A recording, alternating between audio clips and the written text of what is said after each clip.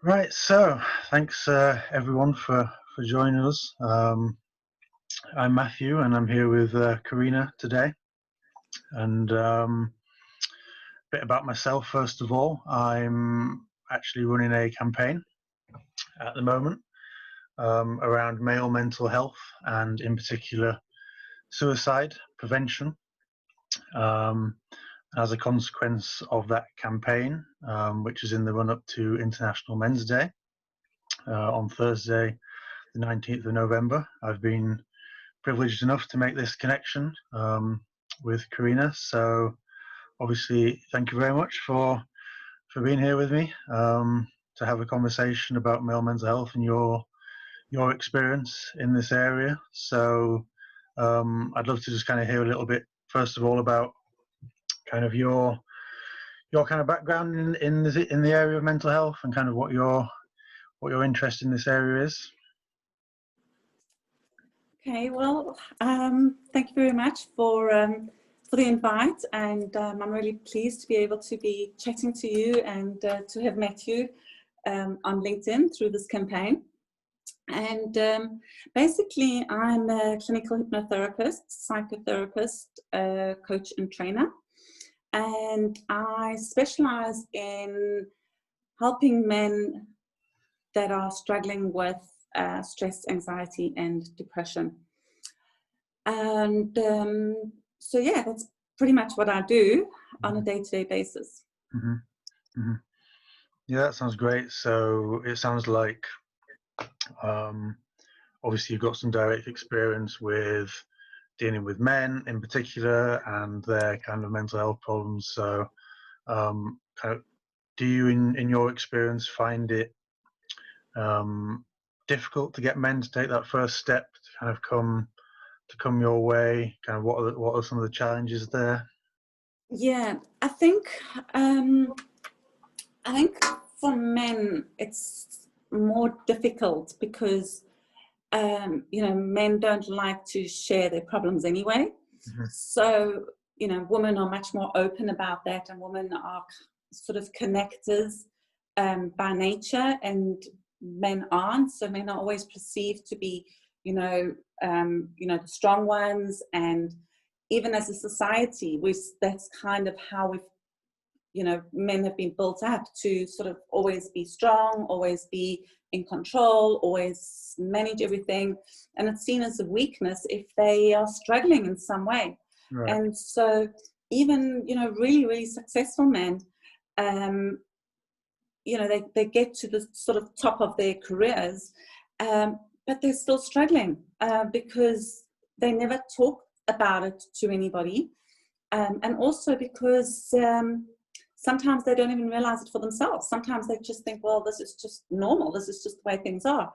And so usually by the time they actually reach out to come and see me, you know, they're in a fairly desperate sort of position where they kind of go, you know, if I don't get some help now, if I don't talk to somebody, I'm just going to crack. And really what I'd like to be able to do is to help them before they get to that point, because we don't really need to get that far. You know, even when things are really tough, there's so much that we can do to help ourselves. Number one is we don't need to struggle on our own. And I think that's a message that I try to get out. But also, you know, things that we can do for ourselves, how we can manage our own state, and how we can manage our own mental health. And especially now during these difficult times, you know, I think probably everybody is struggling. Even people that are usually in quite a strong place mentally are finding it difficult right now. And so I think especially now during these times, it's even more important to reach out and to talk to somebody and to get support. And you know, and it's not a weakness to be able to say, you know, when you have a headache, you go and, you know, you go and see a doctor. You know, if you've got a broken leg, you go and see a doctor. But somehow when you're struggling emotionally and mentally, it's like, oh no, you know, I mustn't talk to anybody about that because that's a weakness. And actually it's not, because you're taking the step to you know, to be in a better position for yourself. And, you know, if you're in business, you're a better leader, because if you're in a good place mentally and emotionally, obviously you're going to get better results. You're going to be a better leader. You know, if you're a family man, you know, you're going to be a better husband, a better partner, a better parent. So if we are in a stable place emotionally and mentally, you know, we're much more successful in any area of our life, really. Yeah, that makes a lot of sense. And I know from my own experience, obviously I've had mental health difficulties myself in the past. Fortunately, I obviously had a very good kind of family kind of structure around me, but I know that men find it very difficult to kind of reach out and to kind of admit that there's a problem. And I know that when I first started to suffer with mental health problems, kind of when I was at the back end of my high school experience, the doctor kind of didn't want to kind of refer me because he didn't want to, quote, get me labeled. So it meant that I kind of didn't have the intervention that I needed when I started to suffer. And then in my experience, that kind of backs up, and then obviously it just snowballs, and then it gets to a point when, as you said, people are stepping through the door when they're already quite far down the track of sufferance. So kind of how do you feel like we could do a better job in terms of allowing men to take that first step and to not see it as a weakness? Well, you know, I think there's a couple of points that you've just made. And the one is, you know, about being labeled. And I think that's, you know, that's something that people worry about. And again, as a society, we're so concerned about labels. So you have depression, or you are depressed, and, you know, you have a mental health, whatever. And so I think that's something that kind of stops people as well. And, you know, the medical model, usually the first thing is to kind of prescribe antidepressants, which, you know, is probably a whole nother conversation, but, you know, those also have side effects. And most of the times it's really just about having somebody to talk to, having somebody to listen to you. And it's not about labeling. And, you know, I know the other day I was telling you about my approach, which is much more what we call a solution-focused approach. Right. So, you know, when people come to me, it's not about, number one, labeling them, and they don't have to talk about what they don't want to talk about. And that's one of the things that I love about this approach. So, you know, I have people that come to me sometimes talking about grief. And I'll just give you a quick example. I don't know if I mentioned this the other day, but a couple of years ago, I had a guy that came to see me, and his wife had just passed away very suddenly, and he had 3 young children. And so he came to see me, you know, obviously around grief. And normally the conversation would be, you know, and a lot of therapists will go into, you know, what is the problem, and where did it start, and how do you feel, and all of those things. Whereas the solution-focused approach is actually, when you come to see me, the first question I will ask you is, what are your best hopes from this conversation or from our work together? Which automatically takes you into a different place, because, you know, you might want to talk about everything that's wrong, in which case, you know, obviously we'll deal with that. So it's not about being problem phobic or not wanting to talk about the past, but it's about focusing your attention onto what you do want. What is it that you want to get from, as I said, this conversation, or from this, from our work together, and how are we going to get there? And when in your life right now are you already seeing evidence of that happening? when in the past has that happened? And how did you manage to get to where you are now? What have you done that's, you know, if I take, say, for example, if I would say to you on a scale of 1 to 10, Matt, you know, with 10 being you feel awesome, you feel amazing, you feel super confident and life is just brilliant, and 1 is the opposite. Where are you on that scale right now? And you might say to me, well, I'm on a 5. I'll say to you, okay, well, how did you manage to get to 5 rather than a 4? How did you get there? What did you do? Where would you like to be? And so the questions that we're asking and the approach that we're taking is not focusing on the problem all the time. So it's not to say we don't talk about the problem, but it's not focusing on the problem. Because when we focus on something, it gets bigger, you know, and you probably know yourself from your own past experience. You know, we'll get something in our mind and suddenly we start to think about, oh my gosh, this is wrong, and I can't do this, and I can't do that, and this is going to happen, and we start to catastrophize, and this problem just becomes bigger and bigger and bigger, and it just grows, right?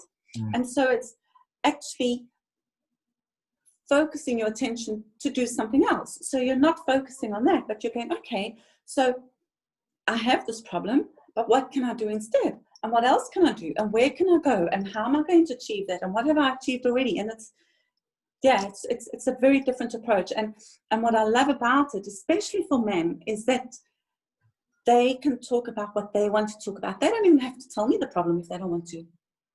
So you know, you can just say, you know, hey, Corina, I'd like to have a conversation because, you know, I want to just perform better. I'll go, right, okay, so where are we going to do that? How are we going to do that? And, you know, and we just go with whatever comes up rather than just focusing on the problem all the time. Yeah, that certainly sounds like a really great approach. And I think you're right. I feel like men will resonate to a great deal with a solutions-based approach, because I imagine that for most men, that if you tell them that they've got to, you know, turn up at a certain room at a certain time and then go through for an hour all their past problems, you know, it's not going to help them get that first step in the door.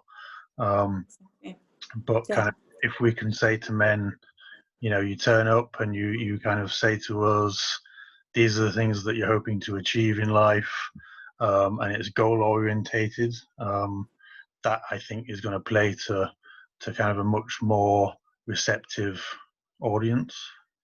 Yeah, absolutely. And it's also, it's putting the client in control, you know, because the solution-focused approach actually sees the client as an expert in his own life, which is different to some other approaches, which are all, you know, are all good. And I've used a lot of them in my own work in the past. But as I said to you the other day, I just love the solution-focused approach because it is so empowering, and it is so, you know, putting the client as the expert in his own life. You know, so I'm exploring with you, I'm supporting you, I'm guiding you, but you're the expert. You know, what's best for you.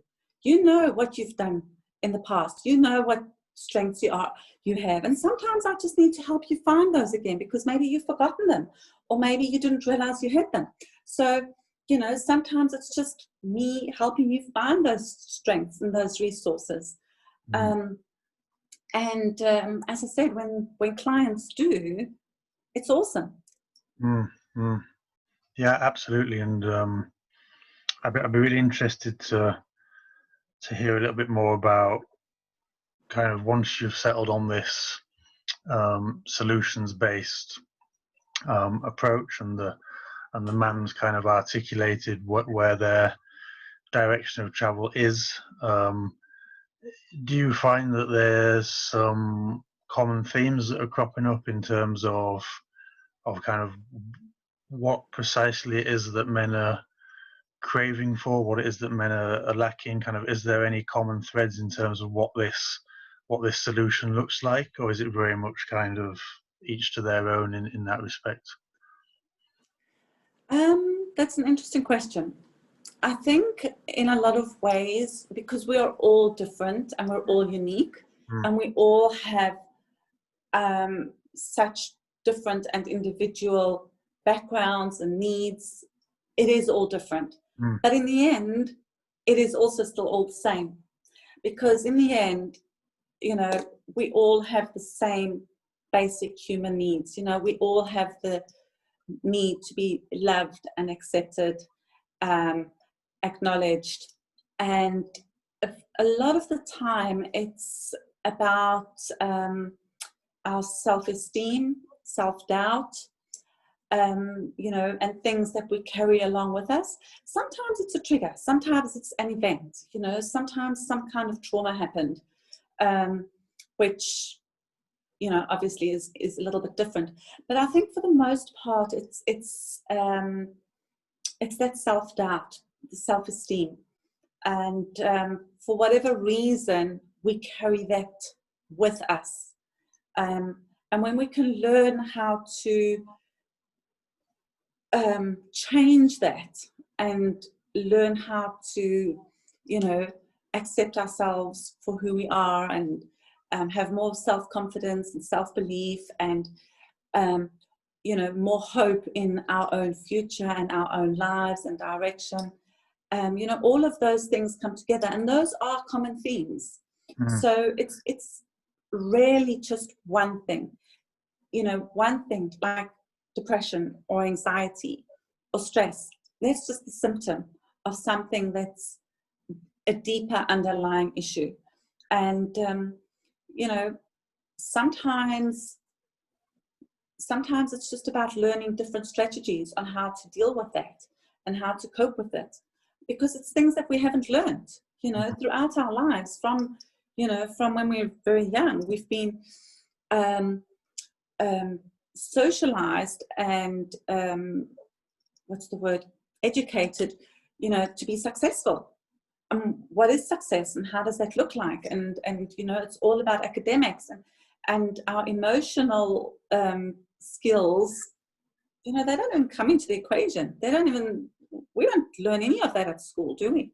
So also sometimes we don't learn that at home. So people are just kind of, it's almost like they're just trying to find their way in the dark and just doing the best they can. And sometimes they just get to a point where they feel like, oh my gosh, I just don't know. I don't know where this is going. I don't know where I'm going. I don't know what I'm doing. And, you know, life just gets too much. And then it's just being able to take a step back and take a deep breath and refocus and work out, how am I going to master this thing called life? You know, and it changes because we change as we, you know, as we go through life. We change, everything around us changes. So life is a constant. The only constant in life really is change, but we don't like change. It's a very, very strange, contradictory thing, really. You know, as humans, we don't like change, but the one sure thing in life is there will be change. And from the moment we're born until the moment we die, we are constantly changing. Our world, our environment is changing. And so it's, you know, learning to adapt to that change as well, and just keep ourselves in a good place. And we can do that because we all have the skills and the resources to do that. Absolutely. And there's a few things that kind of really jumped out at me there. One is the fact that you're right, life is always changing, and the fact is that standing still as a human is obviously just not an option, because, you know, the default is that things are falling apart and that there's, you know, entropy in the world. And so if you kind of stop still, it's kind of not an option. You have to kind of go at a certain pace even to stand still with kind of the changing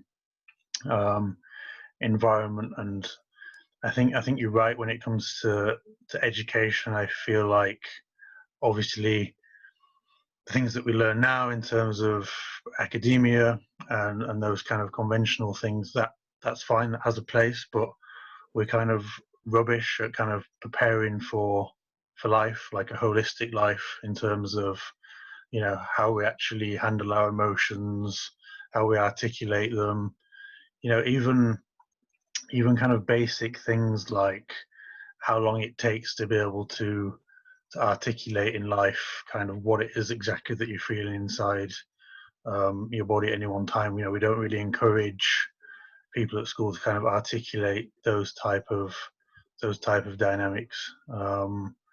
And the other thing that kind of really hit me, kind of based on what you were saying there, was when you ran through the list of kind of common themes, if you like, that kind of come out of those individual experiences. One was along the lines of acknowledgement and meaning, and that's so true. Like, I think that too much of the self-help kind of industry is all about kind of a be happy, be yourself. But in my experience, men want meaning, they want an aim, they want to be value adding, because that's how we kind of built to wish to contribute. So that kind of all really makes sense to me, and wrapped within that kind of solution based approach seems kind of spot on in terms of what men kind of need here. So how do you find that once a man's kind of in the process and you've kind of identified their direction of travel, kind of what are the other factors that you kind of need to bear in mind thereafter? Like, do you find that men might kind of wobble along that process and start to think that they're kind of like, do you find that those old kind of tired cliches about kind of not opening up as a man and being strong, like, can kind of rear their head? Like, is it something that you have to keep kind of making sure that kind of men, once they're in the process, feel able to continue down that line? I think one of the big factors is, you know, our own self-talk. Right. And the things that we say to ourselves and the stories that we tell ourselves, you know, that plays a huge part in our own mental health. Because what tends to happen, for whatever reason, you know, and it can start as a child in the family. It can be, you know, school, teachers, friends, whatever. You know, social media nowadays, and maybe even a combination of all of these things. But all of those influences become part of our own inner voice. So if we're hearing a lot of negative messages, we start to tell ourselves those same things, like, you're not good enough, or why are you so stupid, or you're never going to do this, or for goodness sake, you should have done this ages ago, you're useless. You know, this is how we talk to ourselves, right? I can see you laughing because you're obviously resonating with this, right? And we all do it, and we do that like 24/7. And so what happens is that becomes our subconscious. Those things become our subconscious drivers, and those things is then, you know, that drives how we feel and how we behave and how we think. And it's the automatic, you know, those automatic thoughts. I call them nuts, negative, useless thoughts, because they are, and they're not helping us. And so one of the really powerful things, you know, and a lot of this stuff, a lot of these things that I teach and I share with my clients are really simple, actually really simple strategies. It's not rocket science, but it takes practice, because we've been socialized and we're so used to practicing all this negativity and all this other stuff. We need to get ourselves out of that habit and practice something different.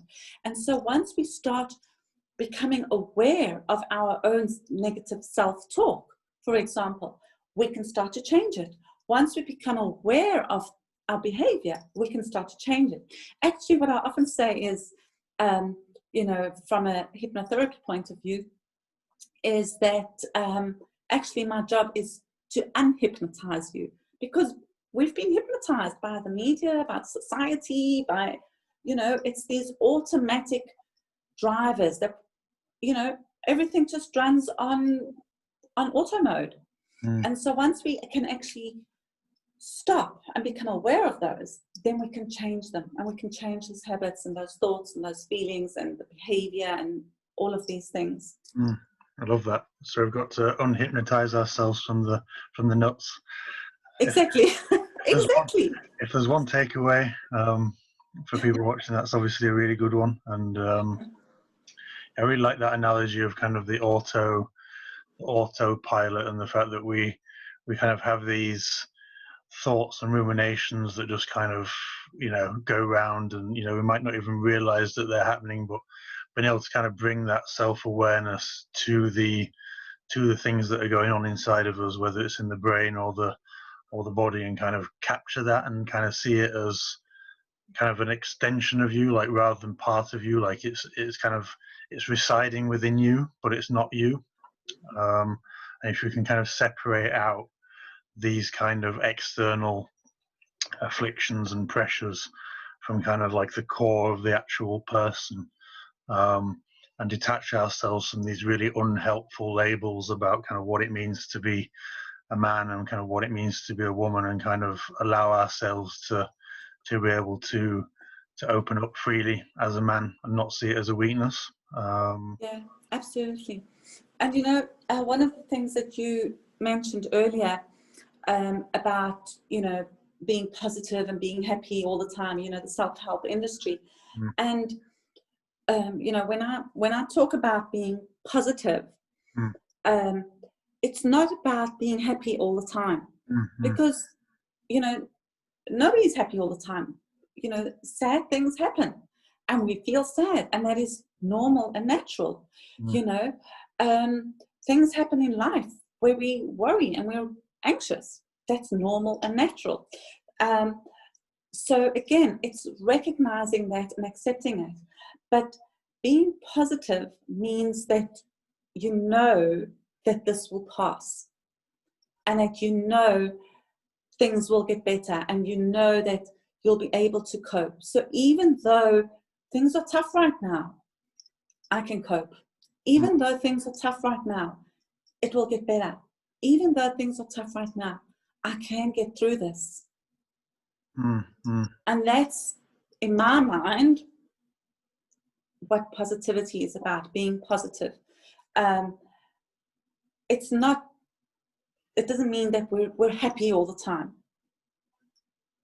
Yeah, I think you're 100% spot on. And the thing is as well, we kind of look at things like anxiety and things like that, and kind of immediately associate them as kind of negative things, which beyond a certain threshold, that's absolutely right. But, you know, anxiety can be, you know, one hell of a motivator. I mean, if your child runs out in front of a car, then, you know, anxiety is going to be, you know, a good thing, because it's going to probably cause you to have that rush of adrenaline that causes you to go and to kind of get your child out of harm's way. So it's not about no anxiety and undiluted happiness. It's about kind of having that aim, having that vision, having that positivity, having that kind of ability to make incremental change. Yeah, that kind of makes a lot of sense to me. Yeah, and also, if I can just say, you know, I always kind of compare anxiety to a faulty car alarm. Yes. So in South Africa, where, you know, I grew up in South Africa, that's where I come from, and in the 90s, everybody had a car alarm on their cars, and these car alarms would go off like all the time. There was always a car alarm going off somewhere, and so people weren't even watching anymore, because they're so used to us, it's just another car alarm, it's just another car alarm.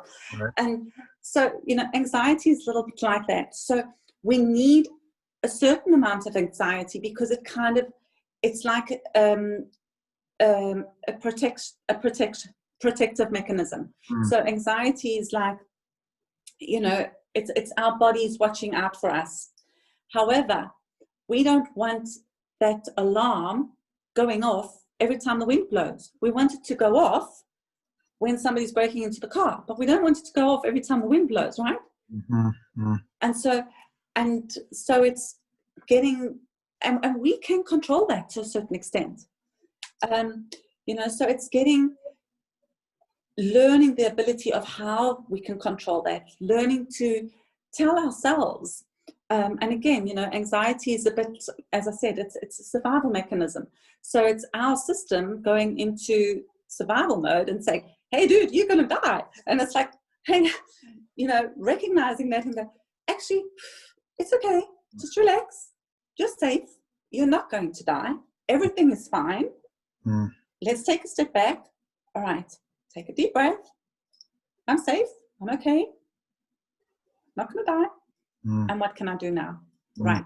I can do this, and I can do this, and I can do this. And we can start going into all the different directions of what we can do, what we can control. And, you know, we spend so much time focusing on what we can't control, but we can't control it anyway. So why bother even trying? Focus on what you can control. Right. What can I do? Whoa, I feel stressed now. I can take a deep breath. And I'm not sure where we are in terms of time, but there's, you know, a whole scientific and biological reasons why the breath helps. So you take a deep breath, and then you start to calm yourself down, and then you think about, as I said, what you can do, rather than what you can't do. Yeah, that makes a lot of sense. And I'd be really interested to hear a little bit about kind of, in your experience, when you speak to men about those types of problems, and kind of where that faulty car alarm is going off in their life, how much of that is kind of work related, how much of that is home life related, how much of it is trying to balance the two, how much of it is relationship based, kind of, or again, is it kind of a plethora of kind of different factors? Yeah, again, I think it's all of those, and it depends on who you're speaking to. You know, you mentioned at the beginning of the call, excuse me, you know, for you it started sort of at the end of school, beginning of university.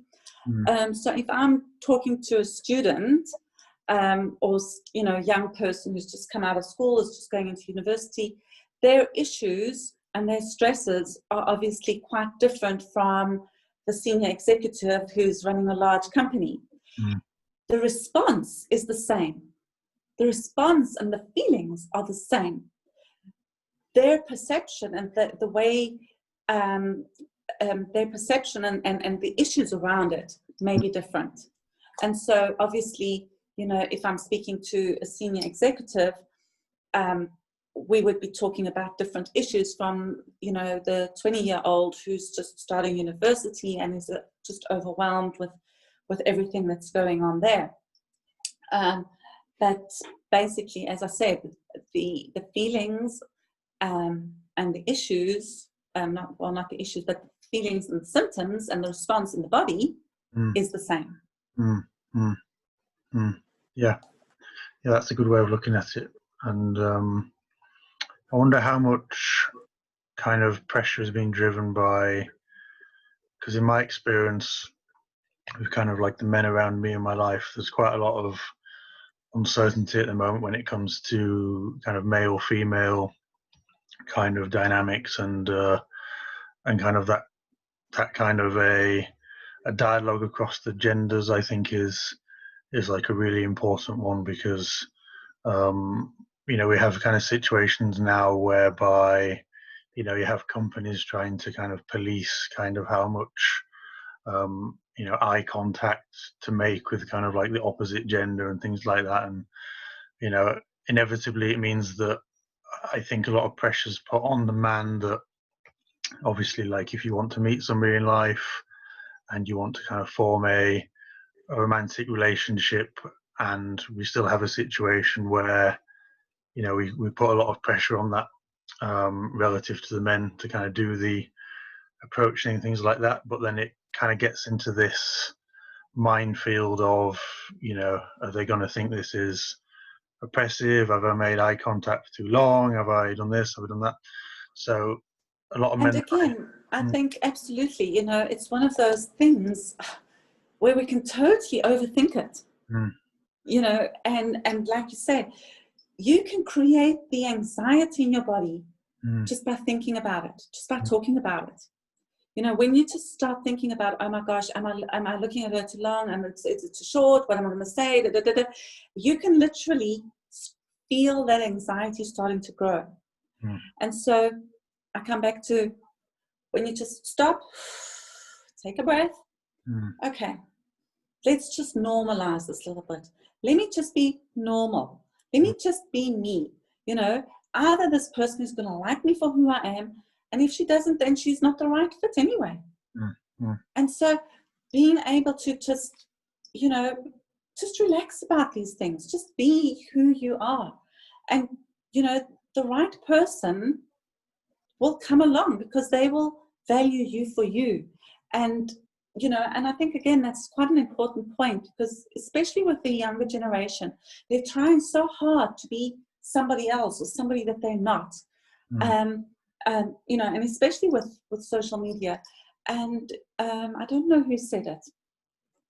I actually put this on my LinkedIn the other day, but somebody made a quote about just be you, because everybody else is already taken.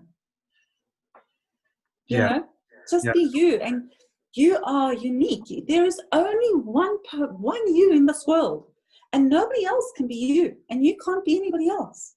So just be who you are, and just know and trust that the right person for you will come along at some point. Yeah, I love that quote. Off the top of my head, I think it was Oscar Wilde. That's right. Yes, I think you're right. Yes, it was Oscar Wilde. Wilde, yeah, I like that quote. And another favorite quote of mine is one from Friedrich Nietzsche, which is the person that has a why can bear almost any how, which means if you've got a fulfilling enough aim and prize that you're aiming towards, it's that allows us to kind of buffer ourselves from kind of what we're otherwise knocked off course by. So I kind of come back to that theme of kind of having ourselves being value driven and meaning driven, rather than kind of, as we were talking about before, the empty happiness that kind of goes about in the self-help industry. We want kind of aims and meaning and aspiration. It's that's going to allow us to bear any how along the way. Yeah, absolutely. And it's, you know, I think again what you said early on is we all need a purpose. That's why work is so important, because work gives us purpose, right? And which is why, like, older people, when they stop working, they struggle, because now suddenly the purpose and in their lives, they no longer have a purpose, and they no longer have the recognition that they got through work. And, you know, that's one of the things I said, is that we all want to be recognized. We all want to be valued. We all want to be appreciated. And those are such important parts of our lives, and to help us feel fulfilled. And when we're not feeling that we're getting that, it's, you know, how do we find that? How do we find that meaning in our lives? How do we find that that place where, you know, it's not about all the success, it's not about the money, it's not about whatever, but what is it that's really meaningful to us, that helps us you know, go through life and have a fulfilled life. Yeah, and I think kind of what you said there about kind of the money and the power and the prestige, and we've kind of got this situation where we've kind of stopped seeing these things as kind of means to an end, and we've started to see these things as an end in and of itself. And I think we're kind of sowing the seeds of setting people up for a fail even before they've started, because there's no way that unless you see kind of money and related factors as a means to an end rather than an end in and of itself, we're kind of just setting up a totally hollow aim. And when you kind of factor in the comparative element to that, which is something that also kind of struck me as you were speaking before, this idea that I'm in a certain place in my life, but this person over here is in a certain place. If we can kind of get into that habit of comparing ourselves to how we were yesterday rather than who somebody else is today, I think that's the key. Mm-hmm. Yeah, absolutely. And as you were saying, when we're constantly comparing ourselves to other people, we feel like we're not good enough. And also, I think we've created a society where we only measure success in terms of money. And money is great, and it helps us to do a lot of things. But I think there's also so many other areas that are really important for us to realize that actually we're okay as we are. We don't have to be, right at the top in order to be successful. We don't have to be right at the top in order to make a difference, in order to help other people, and even, and that's what I was going to say earlier, actually, when we're doing simple things like going out of our way to help others, to looking at how we can support others, being kind, bringing kindness into our work life and into our daily life, bringing gratitude. These things, they sound so simple, and actually they are really simple, but they've never been spoken about. They've never been talked about. They've never been taught to us. We've never been taught these things, as children. All we've been taught is we have to achieve, I think in the UK, kids start to go to school at the age of 4. They go to preschool and nursery, and they're already on that, in that system of you have to achieve. You've got to get these results. You've got to get these results. You've got to do the next thing. You've got to get an A. You've got to do the sport. You've got to do this. You've got to do this. You've got to do that. Oh my gosh! It's no wonder by the time they get out of school that they're like, oh my gosh, I can't cope. They can't even breathe, these poor kids. Where does play? How often do we hear people talking about the importance of children just playing, just being, just having time? No, you've got to do homework, you've got to do study, you've got to do this, you've got to do that. There's this list of things from the age of 4 or 5 years old. It's crazy, right? Absolutely. And that is that's the society we're creating. And then they get to 18, 19, and they're already burnt out. Absolutely. And not once did things like, okay, how are we going to, let's talk about breathing, let's talk about friendship, let's talk about love, let's talk about kindness. What are we going to do to help our friends today? Where do those conversations happen? I didn't have them in my school, for sure. I think maybe now they're starting to, because I know I was working on a project in a school in Dubai, specifically around that. But, that's the society that we've created. And so when I see the adults in my work, a lot of that work needs to come in. A lot of that work around self-acceptance and self-esteem and, what can I do to help others? How am I going to be a better leader? Not by being the control freak. How am I going to, what can I do to support my team? How can I be a better leader and a more supportive leader to my team? What do they need from me? How am I going to provide that for them? Rather than, just the success all the time.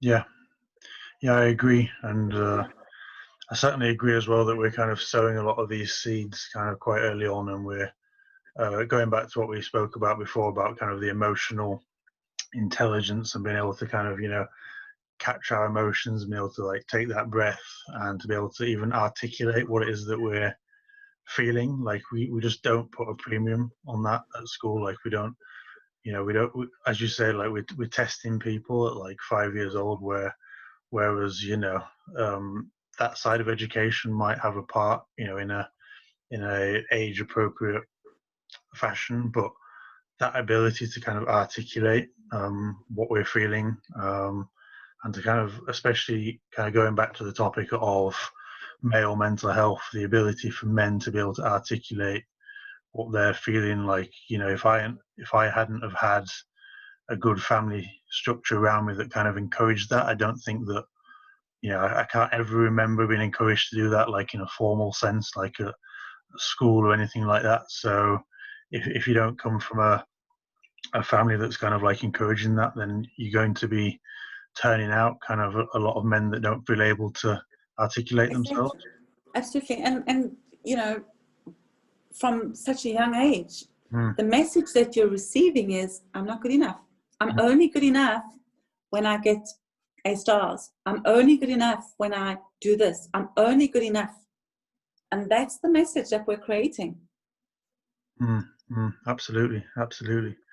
So as we kind of like come to the end of the chat here, which obviously I feel like it's been very productive. I feel like we've covered a lot of ground. I'm just thinking, are there any kind of like takeaways that we might be able to give to, you know, if a man's kind of watching this and is suffering, kind of what do you think the key takeaway should be in terms of that first step to be able to get support? I think if somebody's, you know, if the guys out there are struggling, the really first thing I would say to them is reach out, speak to somebody. You know, there's no shame in seeing a therapist. There really isn't. You know, it can change your life. And you know, I think, well, I don't know actually if you did go and see a therapist, but you know, I know that when clients come to see me, you know, and suddenly they feel free and they feel they can live life again, and you know, it changes your life. And there is no shame in that. There is no shame in going to see a therapist to get help. You would go and get help if your leg broke. You'd go to the doctor and you'd have your leg set in a cast.